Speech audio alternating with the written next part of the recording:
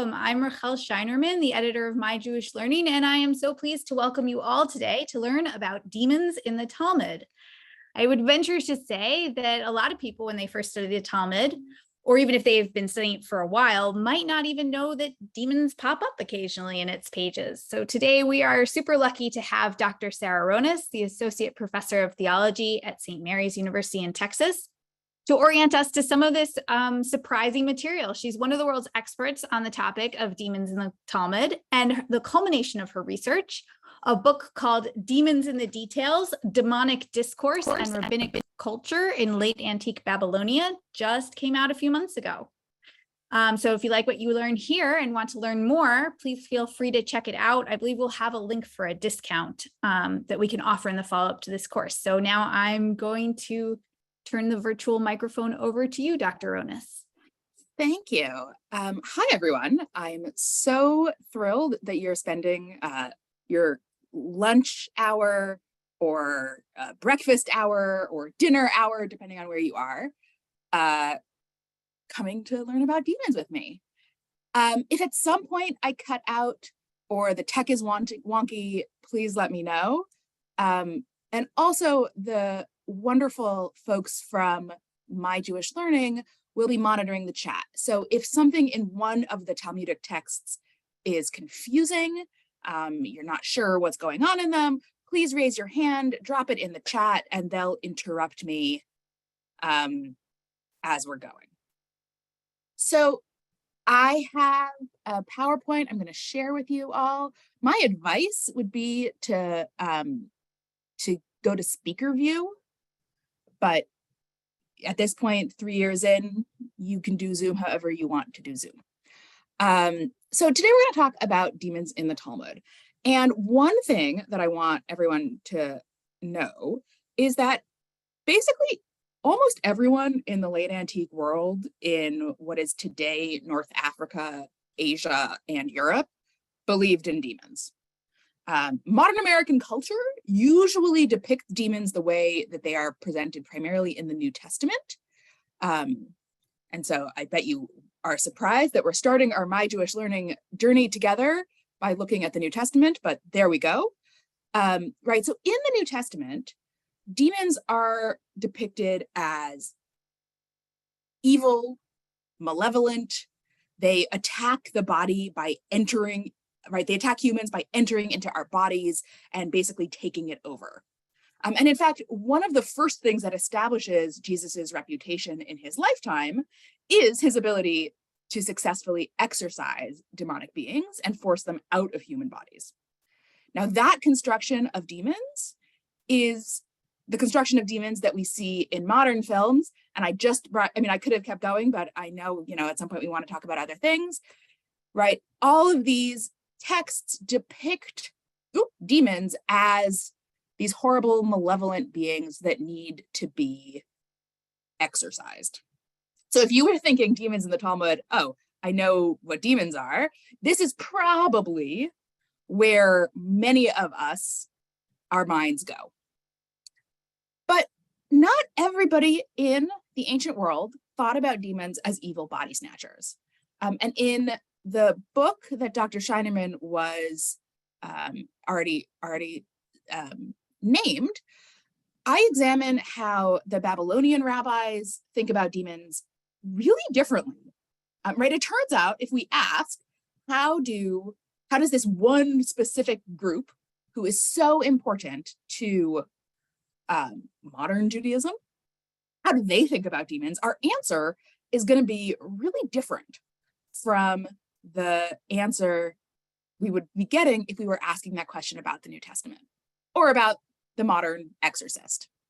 So before we can talk about demons in the Talmud, I want to make sure we're all on the same page about the Talmud. So the Talmud is sort of the classic late antique text of a group called the rabbis. The rabbis who wrote the Babylonian Talmud lived in Babylonia. I know, we're very good at naming things.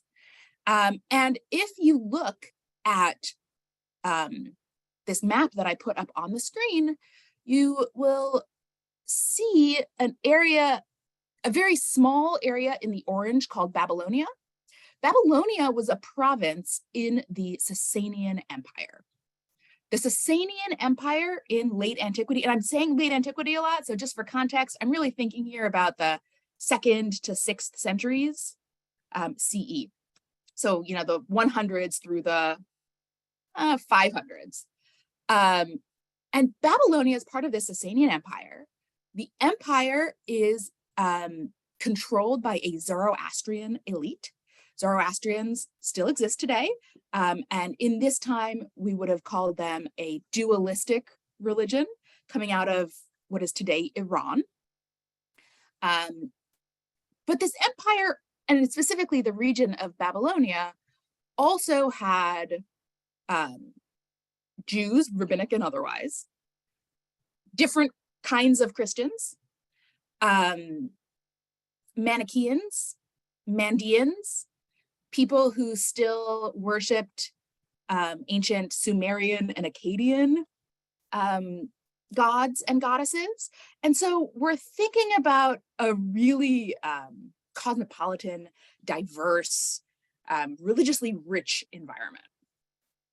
So that's the place where, and I think you should be able to see my cursor now. Just if you haven't been able to notice Babylonia on the map, it's right where I'm pointing. Can you see my cursor? Yes. Okay. Thanks, Rahel. So it's that little region there.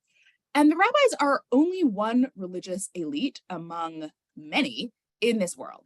And on top of all of the kinds of interactions they're having with their peers, they also are the inheritors of earlier Jewish traditions from Second Temple Judaism, the Bible, the Mishnah, and other Jewish traditions.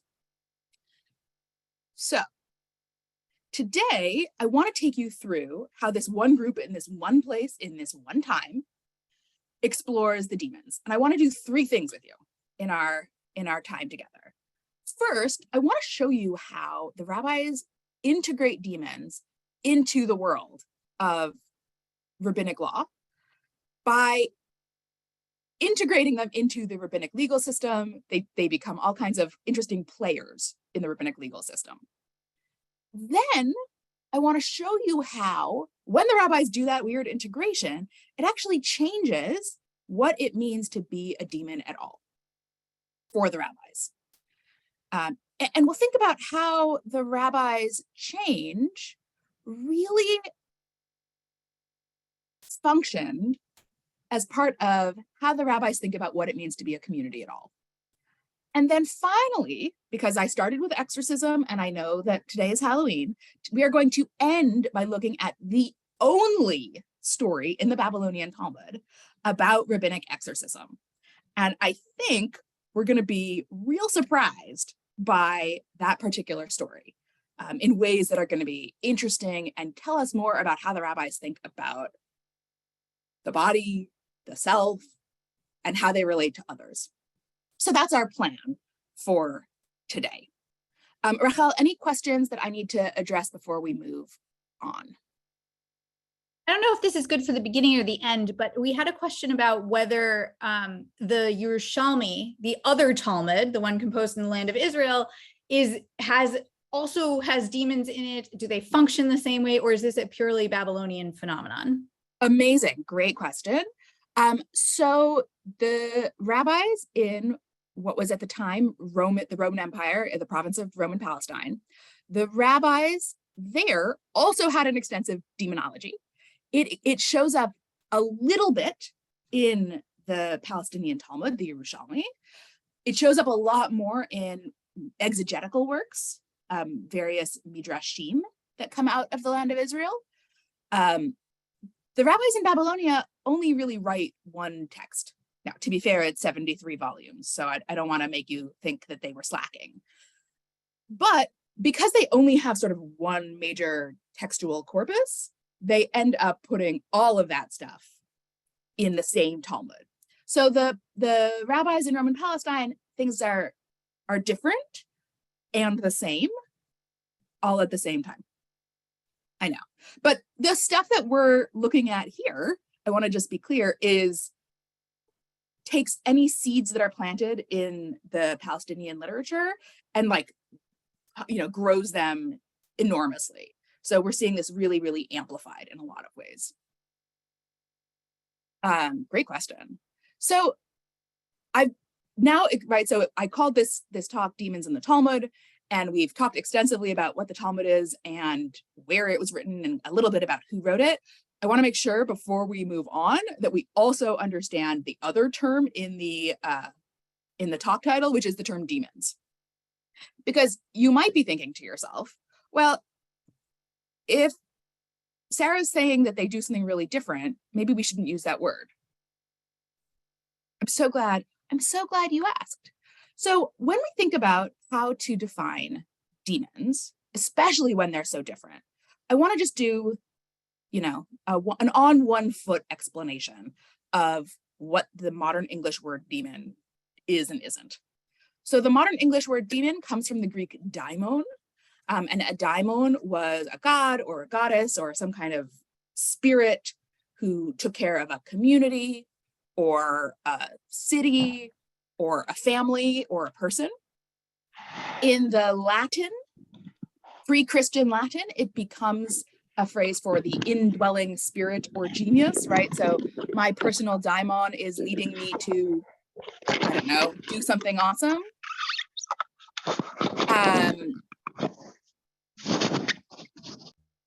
Are you hearing feedback? I'm working on it. Okay, totally fine. And then in post-classical Latin and the early Christian fathers, that's where we start to see the Greek daimon become the Latin daemon, which becomes a demon, meaning an evil spirit, a false god, or an idol, right? That's where that comes in. Now, the rabbis don't use any of those terms. Instead, the rabbis use three terms, ruchot, mazikin, and shedim, which mean different things. So ruchot means spirits, mazikin means harmers, and shedim comes from the Akkadian shedu, who is a positive spirit. But the rabbis use them interchangeably. So if you're trying to track, well, this one means this, and this one means this, and this one means that, unfortunately, and I have tried, I made all the charts back in the day. Unfortunately, it just doesn't work. So they really do seem to be using those terms interchangeably. Now, just to make this extra complicated, the Syriac Christians, Mandeans, other non-Jewish groups in Babylonia use these terms as well. And for them, they always mean evil things. And just to make this extra complicated, so the Zoroastrians at this time period spoke a language called Pahlavi, which is sort of ancient Farsi. And Pahlavi does this really interesting things where sometimes it spells a word one way and it's pronounced a completely different way as part of an interesting linguistic shift. If we have linguists in the room, look this up later. It's fascinating. But Pahlavi spells their word for evil intermediary beings, as I put in capital letters here, but they pronounce it Div. So it's spelled the same way as the Akkadian shade. It's pronounced Div, which is the root of the modern word devil. So clearly, there is some kind of shared culture of language around intermediary beings. That's just a fancy way to say things that are more powerful than humans and less powerful than the ultimate deity. Right, fancy term, intermediary beings. And for everybody in the time period of the rabbis who isn't the rabbis, all of those whole clusters refer to evil beings. But I think if we look at this, right, so just take a step back, it's real complicated, right? I mean, yes. But in English, most people translate all of these terms relatively uncomplicatedly as demon. And that obscures a lot of this complexity, right? In fact, the history of the term itself, as you can see just from this one slide, really embraces that complexity and erases how different cultures and theologies and communities really see these things as different. I want to argue that, as we can see, the word demon itself kind of does embrace that complexity if you understand this context.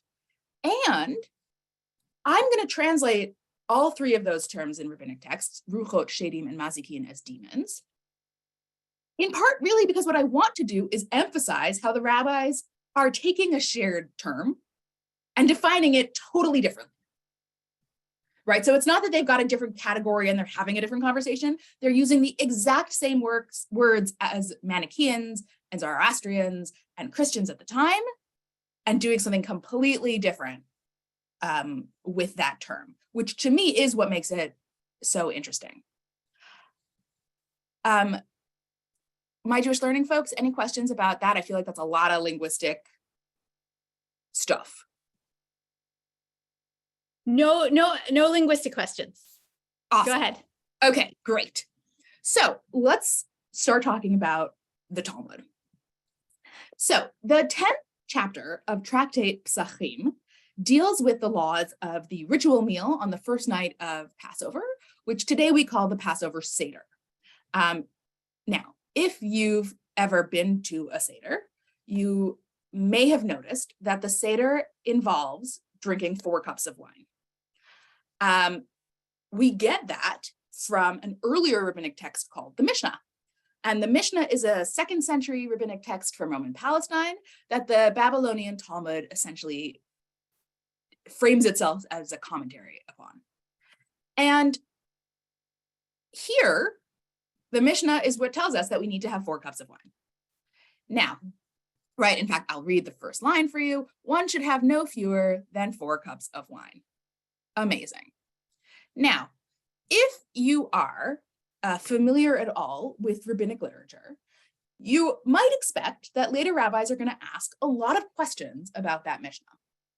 And some things I might want to know, how big do the cups of wine have to be? Does it have to be alcoholic wine? Do I have to drink the whole cup of wine? Can it be white wine or red wine, or do you care? Can I water the wine down if I can't handle 4 cups? Right? There's all kinds of questions I would want to know. The very first question that the rabbis of the Talmud ask, however, is not any of those. Right? The rabbis of the Talmud, that's not where they're starting. They actually start in a very different place. And that's the next line on the slide. How could our rabbis institute something that would ultimately lead to danger? For surely it was taught in an earlier tradition. One should not eat in even numbers or drink in even numbers, nor wipe himself in even numbers, nor fulfill his sexual needs in even numbers. Okay, so just to unpack that, the rabbis are assuming everybody knows, right? Everybody knows that doing something an even number of times, whether it is eating and drinking or whether it is something far more intimate, is something that ultimately leads to danger. They don't tell us what the danger is, but we all know, obviously, that it's incredibly dangerous. And that's a problem because you have to drink 4 cups of wine on Passover. And if you think back to sort of 2nd grade or 1st grade, whenever you learn this, 4 is an even number, right? So that's our problem. Okay, so then we get a fantastic answer from Rav Nachman bar Yitzchak, who says, it is a night that is guarded. He's quoting Exodus 12, where we're talking about the Exodus from Egypt. And he interprets this verse from Exodus as saying, it is a night that is guarded from the demons. Whew. Okay. So essentially, what Rav Nachman bar Yitzchak's answer tells us is, what is it about even numbers that's so dangerous? It's demons. Even numbers in some way provoke demonic aggression. But you don't have to worry on the first night of Passover, because on that night, when God says in Exodus, I am guarding you on this night. It is a night that is guarded. For perpetuity, on the very first night of Passover, God protects us from demons, and you can have your 4 cups of wine. Now, I want to be really clear. The rabbis aren't concerned about you getting drunk. In fact, a really easy way to avoid this problem would have been to have 5 cups of wine. They really are concerned about demons. And they really do carve out an exception for the first night of Passover based on their reading of Exodus. Now, the passage in Pesachim is going to continue with other Talmudic rabbis trying to resolve the conflict in different ways. So one rabbi is going to say, oh, no, it's not 4 cups. It's 3 cups and then 1 cup, which is 2 odd numbers. Another rabbi is going to say, no. It's not 4 cups. It's 1 cup and 1 cup and 1 cup and 1 cup. And 1 is an even number. But I think we can see that all of the rabbis, right? They're all agree. Nobody says, whoa. Even numbers don't cause demonic harm. They all agree that even numbers cause demons to respond negatively. But for strictly legal and biblical interpretation reasons, on the first night of Passover, you can have 4 cups safely.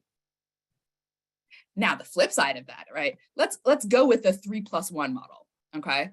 If we think it's not 4 cups, it's 3 cups and then 1 cup, well, I think it's worth noting that that only works if the demons also follow rabbinic math.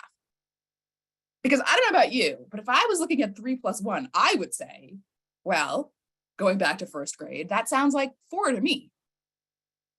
But for the rabbis, they are seeing a world in which their complicated math saves people from demonic harm because demons do the same math. And that's kind of interesting. So I want to keep moving unless we have comprehension questions about this text. We have an interesting question about Elijah's cup. Is that there to break the even number of cups? So we have 5 on the table? There are a couple of scholars who have argued that is exactly what Elijah's cup is doing. Yeah. And not everybody. And when it comes to the even number of cups, is the danger in something about symmetry? Does it have to do with symmetry, do you think? Do we think? Great question. So one thing that I will say is that we have no other religious tradition at this time believes that even numbers provoke demons. The rabbis are not getting this from anybody else. This seems to be an internal rabbinic belief. But they never tell us why. In fact, in one place they do tell us why, and what they tell us is, well, God told Moses at Sinai that this was demonically provocative. That's the reason, because God said so. Yeah. And I think it's worth noting that this conversation in Pesachim continues for like 10 pages of the Talmud. And again, anyone who's done any Talmud, you know, that's a really long time for a single sustained conversation on a specific topic to happen. The Talmud is famous for expansively exploring in a bunch of different directions. And throughout that whole discussion, I want to be really clear about this. The rabbis aren't just telling stories about demons, right? This isn't folk tales.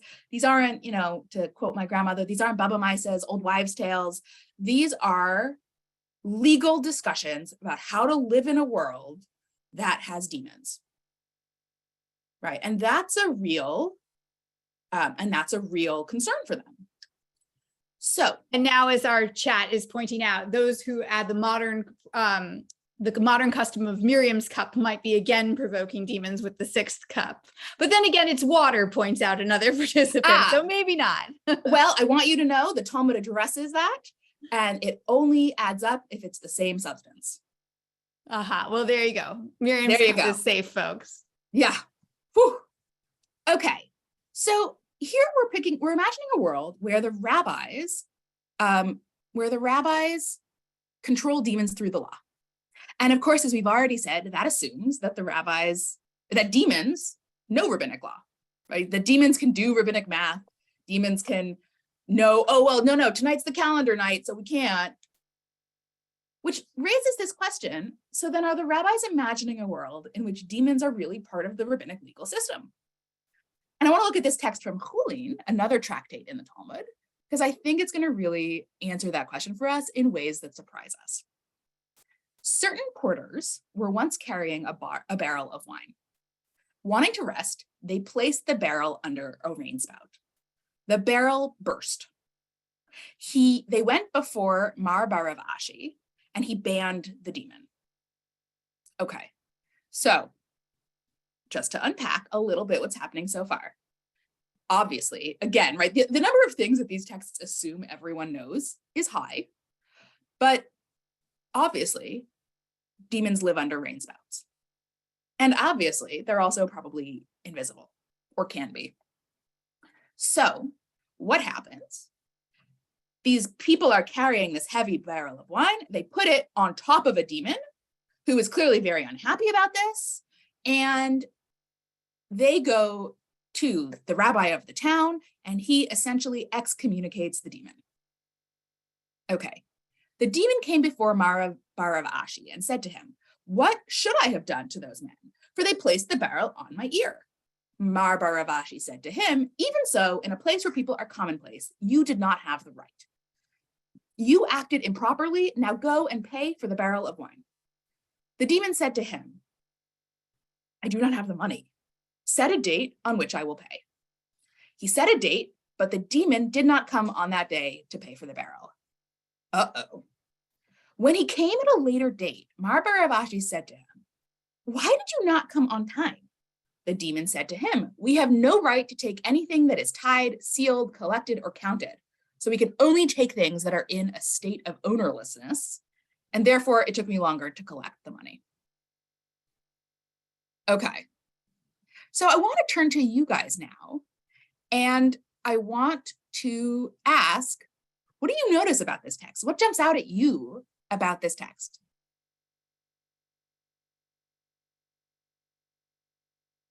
I think folks are still having trouble wrapping their brain around what they should imagine a demon to be. Are they always invisible? Let me see. Someone saying, is this an ethical demon that's unusual? Are they usually ethical? Is this unusual? That I think there's a lot about this that surprises them. So again, I want to be really clear about a couple of things because this opens that up for us. One, the rabbis think demons are real. They're not a metaphor for something, right? This is a real demon with a real ear. Two, demons have bodies, right? This demon has an ear.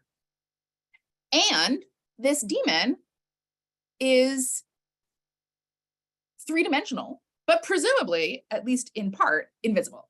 So one thing that the rabbis tend to think throughout the Talmud is that demons can change what they look like. They could be invisible, they could make themselves visible.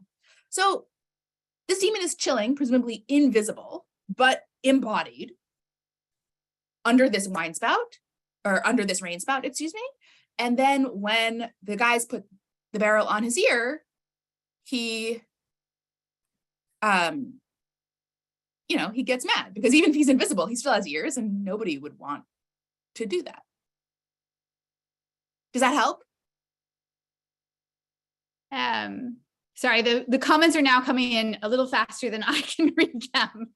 Yeah. But people do seem to be remarking on how much the demons are in some ways like people in terms of their ethics. They carry money, they can chat, but they're also invisible, but you can also have a conversation with the demon, or at least the rabbi can. And they seem to be bound by rabbinic rules and care about rabbinic rules, which is something that people are commenting on a lot. And there's one interesting question here about whether all of this is, we're meant to hear this a little bit as mocking demons and the concept of demons, that they have been so domesticated. They're just invisible creatures that listen to the rabbis. Is this mocking a concept of demon that's in the culture and domesticating, subduing it? Could that be what's going on in this case? Yeah, great question. I don't necessarily think that they are mocking demons. I do think, though, that they're definitely saying, as so many of you are pointing out, that they are imagining a world in which demons are part of the community. I see a couple of hands, so let's pick 2 hands and then we'll move on. And Rachel, I'm going to let you navigate. Okay. That. All right. Aljaya, I'm sorry, I'm probably slaughtering your name. I so apologize. You there? I've clicked the ask to unmute. Okay, I did. Okay, can you hear me now? Yes. Okay, so what I'm getting out of this, and I could be completely off base, but what I'm getting out of this is if demons are actually subject to all the rules that humans are subject to and all of that stuff, though, then technically, how can a demon harm you unless you let a demon harm you? That's kind of the logical conclusion that I'm coming to. So in other words, if a demon cannot actually purposefully like do something evil to you because they're bound by the rules, then how is it supposed to harm you unless you let it? Yeah, that's an excellent question. So I think it's fair to, if we look at a parallel to modern American law, we might think about the laws of self-defense. So the demon here, right, assuming that the demons are law-abiding, and this demon certainly sounds to be, you get a sense that this demon is just trying to defend himself, right? Like they literally put a barrel on his ear and he didn't hurt them, right? Let's be clear. Even when the porters put a barrel on his ear, he doesn't hurt the porters, he destroys the barrel. So that's kind of interesting. But even in modern American law, we are bound by the rules. And even if we assume that most people are different or don't follow all the rules all the time, you still have the right to self-defense. All right, let's go to one more and then we'll. Okay, Barry. Okay, so I know your topic is demons in the Talmud. Mhm. So tell me if I'm off base here, but I'm thinking, my question is, how do the demons in the Talmud differ from Hasatan in the book of Job, the adversary in the book of Job? Great. Oh, that's question. good. And we're getting Lilith questions too. So why don't you roll Satan, demons, and Lilith all into the answer here, So Dr. Ronis. that's my, I'm not Yeah. using the chat, I'm just, because the chat is distracting me, but anyhow. So yeah. how, if any, does it differ from the Satan in the book of Job? Yes. So the rabbis believe in a world with lots of different kinds of intermediary beings, right? Beings that are more powerful than humans and less powerful than God. And so that world has all kinds of different beings in it who are not the same. Here we might think about angels, we might think about Hasatan. For the rabbis, Satan and demons are never connected in the Talmud. It's a different thing. We have other kinds of intermediary beings. We might think here about something like the evil eye or the evil inclination. But all of those are different, right? Which makes sense. If we think about, the world today, there are in fact different species of beings that are different. And if God can create different species of natural beings, if we want to use that word, I don't love it, but for now, let's use that. Then why couldn't God create different species of supernatural beings? So they are connected in that they are all part of the divine world. They are not connected in any other way. Yeah. Actually, in the Talmud, Satan or Satan is much more connected oftentimes with angels than demons. Okay, so I want to just pull out one other thing from this text before we move on. And that is the ban. Because if anybody here is moving through Nidarim right now with Daf Yomi, you'll know the rabbis have all different kinds of excommunications that they perform for various kinds of transgressions. But here's one thing the rabbis never do. They never excommunicate a non-Jew? Why not? Literally in the English world, in the English word excommunicate is kick somebody out of the community that they are a part of. So here, when Marber of Ashi bans the demon, he tells us, well, this demon was a part of the community. And presumably, right, we get a sense that the demon says, I want to be a part of this community, right? I want to be a part of this community, which is why the demon doesn't say, hey, dude, they put it on my ear, tough luck. Instead, he says, I mean, I have to get you the money to pay the damages, but I also have to follow rabbinic law. Now, a couple of you have pointed out that the law for demons and the law for rabbis might be different. And that's okay, right? In our world today, we have certain kinds of rights and responsibilities for people who are over 18 and then over 21, and they're all people. So here too, we get a sense that the rabbis are creating law that applies to demons because demons are part of their community. Now, that doesn't mean demons are humans. In fact, they're not because they're invisible or could be, but it does already complicate for us this idea that demons are a shady other. Okay. Anything else on this text that we want to draw out my Jewish learning? No, let's keep going. Okay. So as hopefully we've started to see, integrating demons, letting demons be controlled by rabbinic law also changes a little bit what it means to be a demon. Because demons, absolutely, we saw already in the first text, demons can be dangerous, harmful, and even deadly, right? If you provoke demons, right, be careful what you wish for because you just might get it. But as we've also seen in this text, demons can also be members of the community in good standing and who want to be part of the community. And in one text, maybe even rabbis themselves. So I want to look at the same passage from Pesachim that I told you had 10 pages. Let's look at another piece of it. Rabbi Papa said, Joseph the demon told me, for 2 we kill, for 4 we only harm. With 2 we punish, whether it was accidental or intentional. With 4, if it was accidental, no, but if it was intentional, yes. Okay, so what kinds of even numbered things are going to get you demon reactions? Okay, here, right, and apparently here, Joseph the demon, who is a demon and a rabbinic informant, seems to be telling us that demons differentiate between intentional and accidental transgression. But look, we've all been having a great conversation with some friends and lost track of how much we were drinking, right? It happens to everyone. And here I'm including water, right? Drinking anything.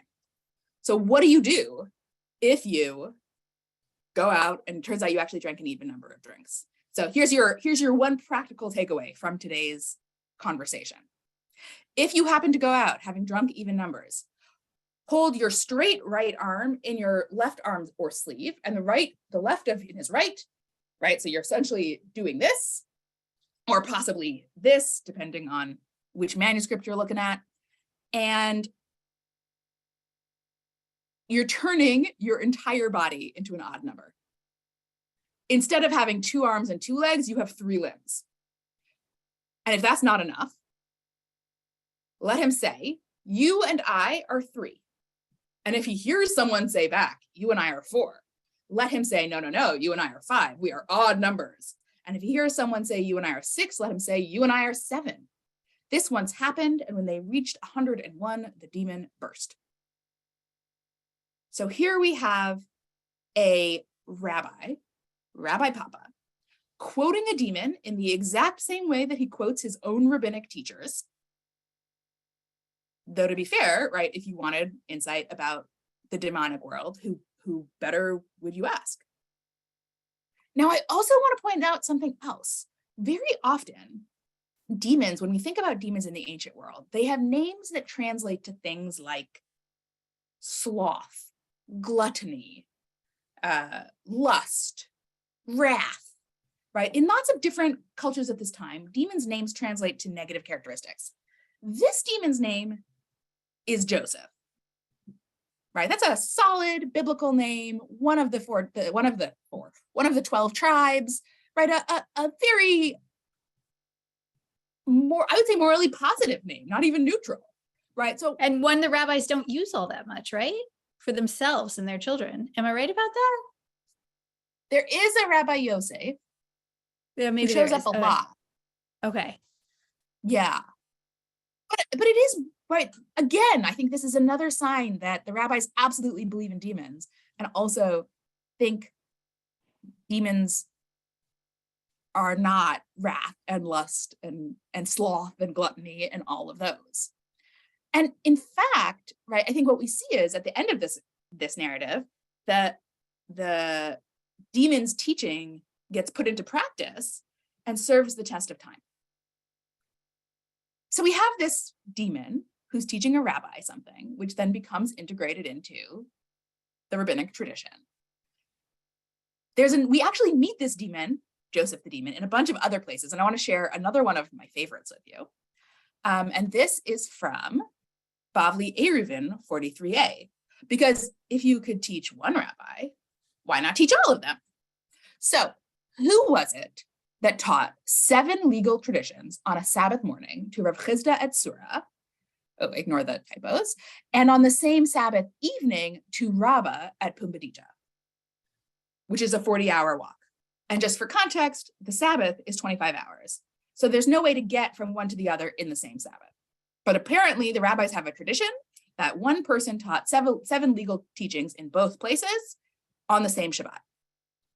It is possible that the demon Joseph delivered them, right? So here, kind of thinking about when I Googled, I literally just Googled before this, person teaching Torah, where did it go?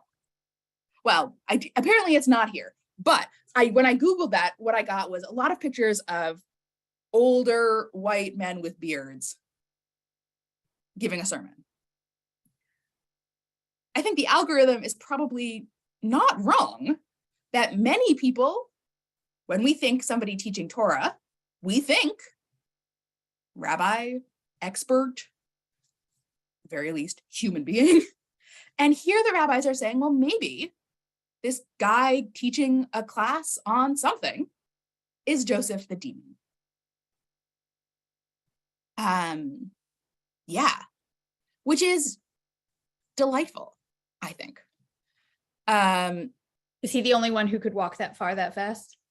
Is Well, that why? so here's what's really interesting is that the tradition, the piece in the dot that the dots that I left out, that is them debating whether it's Joseph the demon or Elijah the prophet. Because demons for the rabbis, can move rapidly can move in the places in the blink of an eye. And Elijah the prophet travels by fiery chariot that flying fiery chariot. But again, right. Which is cool on Shabbat. You can ride your flying chariot if you're Elijah on Shabbat. That's cool. Yeah, Okay. Totally fine. Totally fine. Travel only applies on the ground. But again, right, like what does it mean that the rabbis know that somebody taught this and their 2 options are Joseph the demon and Elijah the prophet? Because I think most people would say, oh, Elijah the prophet, like good dude, into him. Or if you've actually, read the books in which he appears, complicated dude, but clearly on the side of God. And here we have Joseph the demon, who is, maybe it's him and not Elijah, and maybe they serve a similar function, and that's kind of weird. So, yeah. So I want to look at one more story. I'm seeing in the chat a couple of people asking about Solomon. That's on my list too, to bring up to you. I think if people think about demons in Jewish tradition, the Solomon and Asmodeus is often, and the temple is what comes to mind most frequently for people. And that is where I want us to go. So at this point, hopefully what you've seen is that the rabbis integrate demons into rabbinic law. And when they do that, they turn demons into beings that could be subject to the rabbis and rabbinic courts, and could also participate in the rabbinic community as informants and as teachers. But they're not just subordinated to rabbis. So in this one story, the one that we've been sort of talking around, the hierarchy is actually overturned, and the demon becomes greater than the ultimate Torah scholar, King Solomon. So this is a story that centers on a demon named Ashmodai. Ashmodai shows up in a bunch of different ancient texts. He's not just in the rabbinic texts. Ashmodai shows up in Zoroastrian texts as Ashmat Deva, which is just literally means wrath demon in Pahlavi. And he shows up in the extra canonical, right? So Jewish texts that didn't make it into the Bible, Tobit, as a lustful demon named Asmodeus. So in both of those, he's negative. Here, even though this one demon clearly sort of exists in all of these different spaces, we're going to see that the rabbinic depiction of him is really, really rabbinic. So let's take a look at it. And I didn't bring you the whole text. I'll tell the story. And I brought only some relevant pieces. So in 1 Kings, chapter 6, we learn that Solomon builds the temple and doesn't use any metal implements when he does. So the Talmud asks a super practical question, which is, right, like, how do you hew all of these giant stones without anything sharp?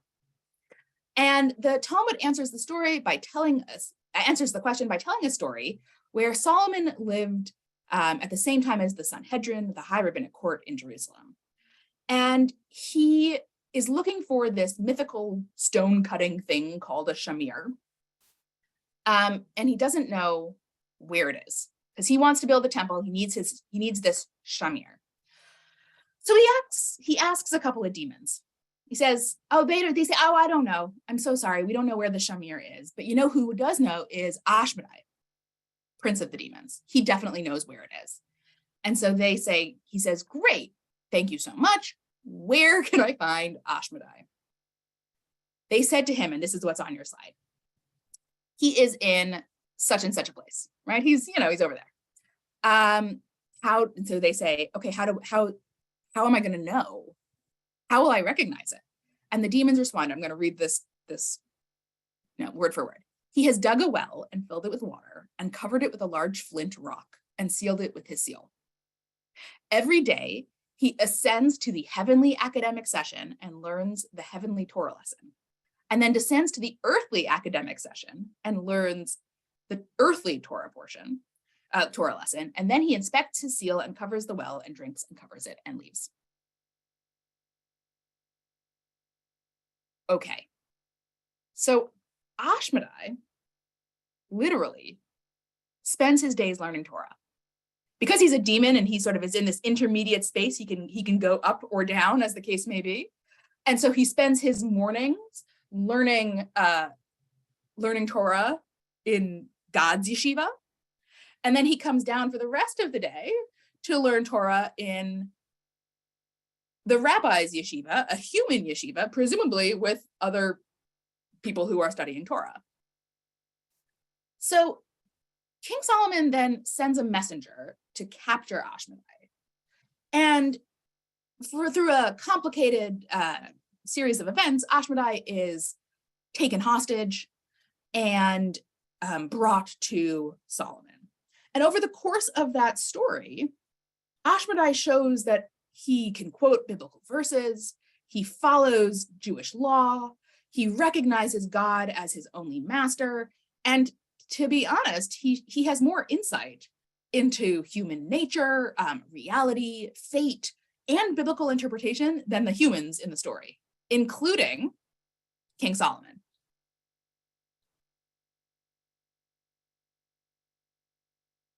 Ashmodai, and I think we see this most clearly in this one part. So after the temple is built, because Ashmodai told Solomon where the shamir was, but Solomon refused to release him, they're having a conversation that, like, literally, this was the only picture that made sense to me as I was reading this part of the story. Solomon said to Ashmodai, it's written, God is like the Toafot Re'im. And we explained, like the Toafot, these are the ministering angels, and Re'im, these are the demons, right? Here are ways that God is greater than us. He's like angels, he's like demons. How are you greater than us? Ashmodai said to Solomon, remove the chains from me and give me your ring, and I will show you my greatness. Now at this point, right, this is where this image is coming in. This is from Star Wars, but like clearly don't do that, Solomon. Don't take off his chains and give him your ring of authority. Like just don't. What does Solomon do? Solomon removed the chain from him and gave him his ring. Ashmodai swallowed it, placed one wing in the heavens and the other wing on earth, and hurled Solomon a distance of 400 miles. Ashmodai then takes over the throne. And while Ashmodai eventually loses the throne, the rabbis disagree about whether or not Solomon was ever able to take his throne back. So here we have this like ultimate wise king, right? Solomon built the temple, who is outsmarted by Ashmodai. Ashmodai, who, to be clear, studies Torah, seems to be pretty Jewishly engaged, also doesn't like being held hostage for an unlimited amount of time. But I mean, what an interesting depiction of Ashmodai. Because again, if demons could be part of the rabbinic system, but we also know that they have these connections to the divine world, well, could they actually out-rabbi the rabbis? This story seems to suggest, actually, you know what, like maybe. Okay. I think we have time for a question or two about this bizarre story before we move on. We have a general question about whether you're comfortable making the slides available to people after the talk. And I will take the, yeah, go ahead. And then, yeah. Go ahead. I was gonna take the opportunity to say to everyone, I've mentioned this a few times in the chat, this is being recorded. It will go on YouTube, and there will be a link to the YouTube recording that goes in our follow-up email, along with information about where to purchase Dr. Ronis's book.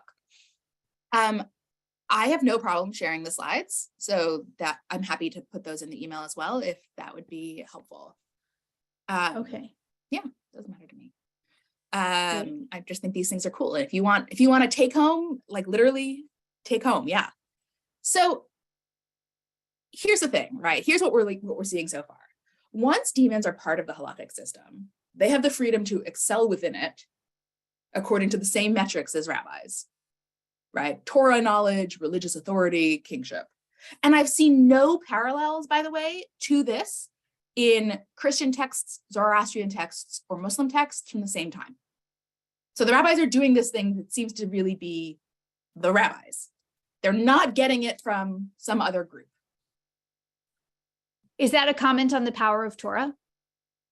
I think it is absolutely a comment on the power of Torah. And in fact, if you know rabbinic Torah, right, if you know all the rules about even numbers and you know all of that, the demons won't get you, right? They only get you if you don't follow the rabbi's teachings about demons. So to some extent, we might want to think about them as rabbinic enforcers. But I said I would end by talking about exorcism, and I want to make sure we get a couple of minutes to talk about exorcism. So this is the only story in the Talmud about exorcism. And for context, there's this whole story where an unnamed Roman emperor decrees that Jews are forbidden to keep the Sabbath and some other stuff. So a small group of rabbis journey to Rome to beg the emperor to reconsider his decree. Now, the story is set in Roman Palestine, but it's only shows up in Babylonian rabbinic texts. It's in Aramaic. It seems to be a Babylonian rabbinic tradition. This is not a historical account, just for context. So as they journey to Rome, they meet a fella named Ben Talamion. Ben Talamion went out to greet them. He said to them, "Do you want me to go with you?" Rabbi Shimon cried and said, "May a miracle occur." Sure. Ben Talamion went ahead and entered the body of the emperor's daughter. When Rabbi Shimon arrived there, he said, "Ben Talamion, leave. Ben Talamion, leave." And when they called him, he came out and left. The emperor said to them, ask for whatever you want and go into the treasure house and take whatever you want. They went and found the letter on which the decrees were written. They took it and ripped it up. Okay, so this text doesn't tell us that Ben Talamion is a demon, but there are a couple of clues, right? So first of all, the fact that he can travel large distances in the blink of an eye, so he can go ahead.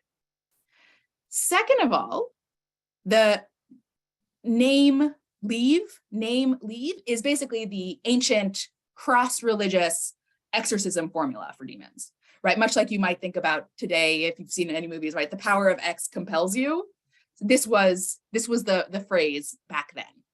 And then finally, the enters the body of the emperor's daughter is a pretty classic sort of riff on a part of demonology that the rabbis knew about from other cultures. But what the rabbis are doing here is literally performing an exorcism, right? Ben Talamion isn't an attacker. He's an ally. He's a member of the community who offers to help. And the only reason they do a possession / exorcism is as a performance, right? It's not real.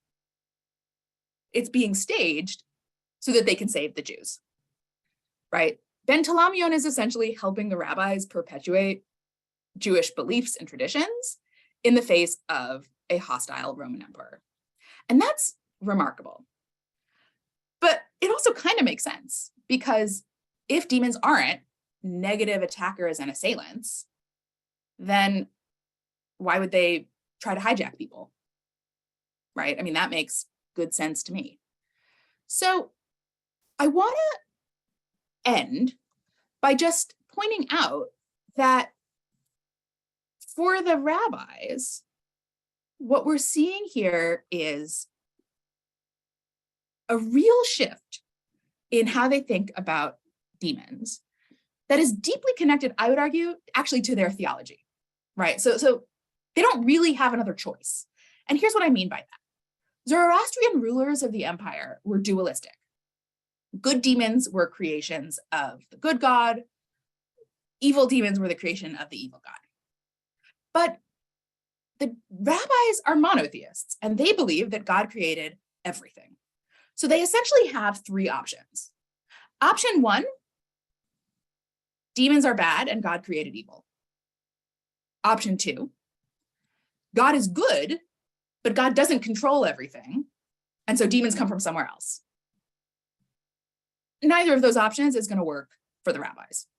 Option three, God is good, has created demons who are themselves, at the very least, not entirely evil. And for really helpful reasons of, important theological understanding, that's the option the rabbis pick.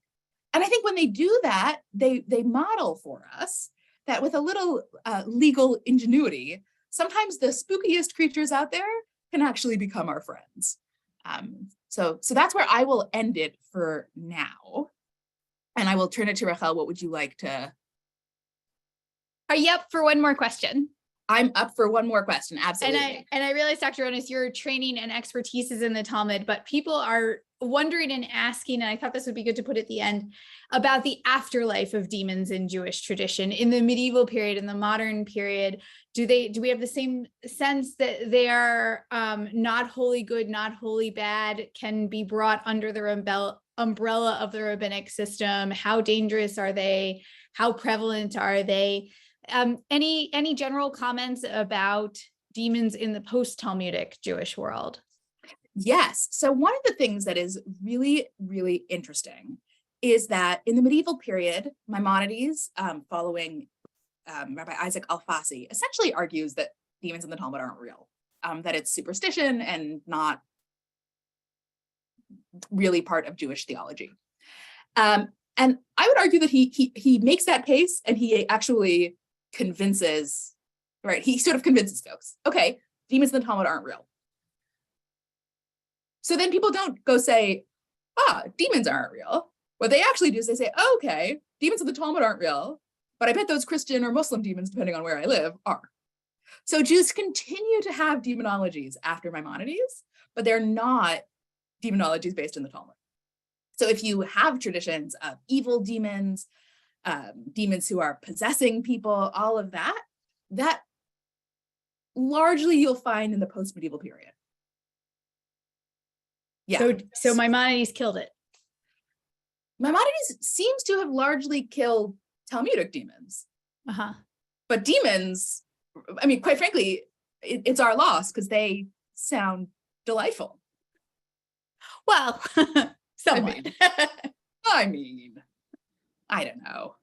In some ways. And I want to be clear, right? Like sometimes good things are scary, right? Being scary, being powerful aren't themselves signs that you're evil. So is anyone Right? dressing up as a Talmudic demon for Halloween tonight? Let us know in the comments. All right, Dr. Ronis, I think we're gonna leave it there.